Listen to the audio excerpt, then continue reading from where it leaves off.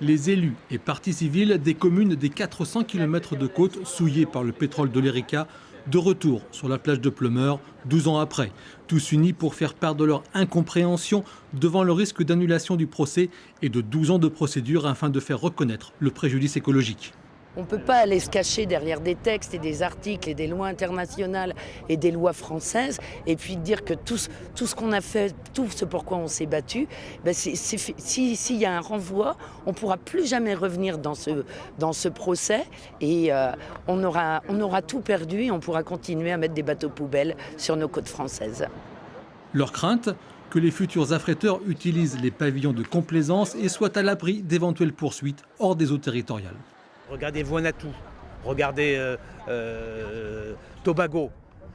Où sont les tribunaux, où sont les compétences de juridiction? Si on suit les conclusions de l'avocat général, c'est ça qui va se passer. Les bateaux vont aller s'inscrire là où les États sont peu regardants. C'est que nous estimons que le droit des territoires victimes de pollution doit être maintenu, garanti par la loi de 83 française en particulier.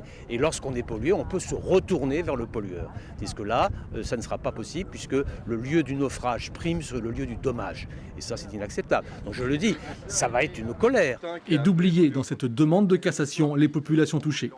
Ce que nous souhaitons à travers cette démarche, c'est que le rapporteur général, dont c'est le rôle, n'est-ce pas, présente différentes hypothèses pour faire en sorte que la Cour, dans sa totalité, avec le rapport de l'avocat général, mais aussi avec les différentes hypothèses qui permettent effectivement de prendre en compte d'autres juridictions, et notamment le fait, le bon sens, c'est quand même que ceux qui ont été pollués, à savoir nos 400 km de côte, sont quand même un peu fondés en droit pour exiger la condamnation de ceux qui sont responsables de cette pollution. C'est le bon sens.